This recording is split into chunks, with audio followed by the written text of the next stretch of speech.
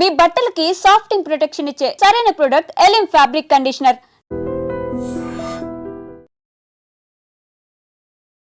మేడ్చల్లో అయితే దారుణం చోటు చేసుకుంది. ఒక అమానుష ఘటన.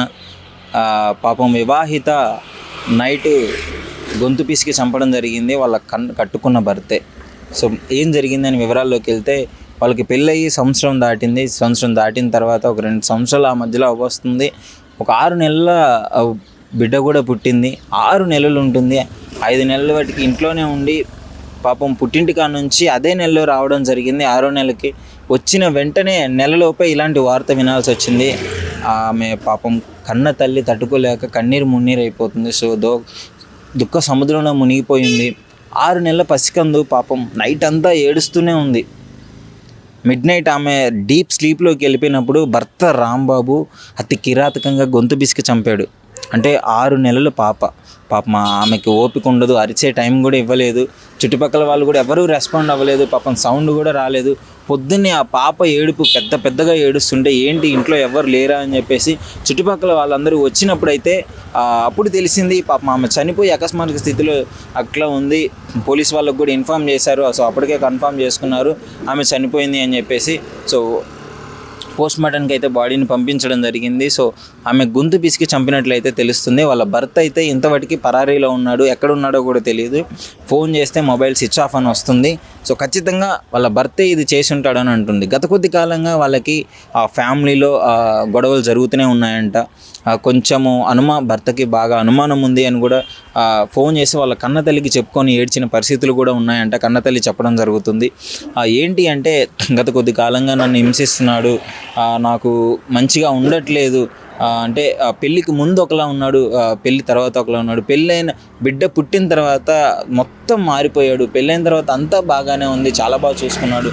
ఎప్పుడైతే బిడ్డ పుట్టిన తర్వాత ఆయన బిహేవియర్లో మార్పు వచ్చింది, నా మీద ఎక్కువగా అనుమానించడం స్టార్ట్ చేస్తున్నాడు అని చెప్పేసి కన్నతల్లికి చెప్పుకొని బాధపడింది. తల్లి ఏదో విధంగా సర్ది చెప్పి అత్తగారింటికి పంపించడం జరిగింది. పంపించిన తర్వాత పాపం ఇలాంటి ఘోరం జరుగుతుందని చెప్పేసి ఆమె కల్లో కూడా అనుకోలేదు. వచ్చిన నెలకే కన్న కూతురు చనిపోవడం జరిగింది. అంటే ఒక పసి బిడ్డ వదిలేసి కన్న తండ్రికి ఎంత కర్కశంగా బిహేవ్ చేశాడు అంటే, చిన్న పాప అదే 6 నెలల పాప ఏడుస్తూ ఉంది. నైట్ అంతా ఏడుస్తూనే ఉంది. వాళ్ళ తల్లి చనిపోయిన కాడ నుంచి ఆకలితో అలమటించిపోతుంది. ఆ అరుపులు విని చుట్టుపక్కల వాళ్ళు వచ్చారంటే మీరు అర్థం చేసుకోండి. అప్పటి వరకు పాపం ఎవరికీ తెలియదు. ఆమె డీప్ స్లీప్లోకి వెళ్ళిపోయినప్పుడైతే నిద్రలో ఉన్నప్పుడు సడన్గా వచ్చేసి గొంతు పిసికి చంపడం జరిగింది. ఈ అనుమానం, ఈ కసి ఎంత క్రూరంగా ఆలోచించి ఎప్పటి నుంచో చంపేద్దాం అనుకొని ఆ విధంగా ప్లాన్ చేసుకొని ఇంటికి తీసుకొచ్చి మరీ చంపడం జరిగింది. ఇది మేడ్చల్లోనే. అంటే జనరల్గా ఈ మధ్య కాలంలో అయితే ఇలాంటి ఇన్సిడెంట్లు చాలా జరుగుతున్నాయి. కన్న కూతుర్ని చంపడము, కన్న తండ్రులను చంపడము, కట్టుకున్న భర్తలను చంపడము, భార్యలను చంపడము, కన్న కొడుకులను కూడా చంపడము, చిన్న పిల్లలను కూడా విషమిచ్చి చంపిన. ఎందుకు ఈ సమాజం ఈ విధంగా తయారవుతుంది, ఈ విధంగా ఎందుకు మారుతుందో అర్థం కావట్లేదు. ప్రతి ఒక్కరికి ప్యాషన్ అయిపోయింది. ఒక వ్యక్తిని చంపి ఒకటి పరారవడము లేదా పోలీసులకు లొంగిపోవడము అనేది. ఎంత చట్టపరంగా కొంచెం కూడా భయం లేకుండా బిహేవ్ చేస్తున్నారు. అంటే విచక్షణ రహితంగా బిహేవ్ చేస్తున్నారు. కలిసి జీవించాల్సిన వాళ్ళే బిడ్డలు పుట్టిన తర్వాత చిన్న మనస్పర్ధలకి ఇట్లాంటి డెసిషన్స్ తీసుకొని వాళ్ళ జీవితం మొత్తం ఆగం చేసుకోవడం జరుగుతుంది. సో అతనికైతే కఠినంగా శిక్ష పడాలి అని చెప్పేసి తల్లిదండ్రులు అయితే కోరుకుంటున్నారు. కనీసం ఫోన్ కూడా ఎత్తట్లేదు. ఖచ్చితంగా వాడే ఈ మర్డర్ చేశాడు అని చెప్పేసి వాళ్ళు చెప్పడం జరుగుతుంది. ఎందుకంటే ఒకవేళ మర్డర్ చేయకపోయి ఉంటే ఆ బిడ్డని దగ్గరికి తీసుకొని వెంటనే పోలీసులకి ఇన్ఫామ్ చేసేవాడు ఆమె చనిపోయి ఉంటే. కానీ ఇక్కడ అలా జరగలేదు. చనిపోయిన వెంటనే ఎక్కడికో పారిపోయాడు. ఇప్పటివరకు అతను ఆచూకీ కూడా తెలియలేదు. పోలీస్ వాళ్ళు అయితే ఇన్వెస్టిగేషన్ స్టార్ట్ చేస్తున్నారు. మేడ్చల్ పోలీస్ వాళ్ళు అయితే చూడాలి. మరి తొందరలో ఆ వ్యక్తిని పట్టుకొని అతి కఠినంగా శిక్షించాల్సిందిగా వాళ్ళ ఫ్యామిలీ మెంబర్స్ అయితే కోరుతున్నారు. సో మీరు కూడా కామెంట్ చేయండి, ఎందుకు అసలు ఈ రోజుల్లో ఈ విధంగా మారుతున్నారు, మనుషులు మృగాల్లా ప్రవర్తిస్తున్నారు. ఈ ఒక్క 2-3 నెలల్లోనే కొన్ని 100 కేసులు మనం వినడం జరిగింది.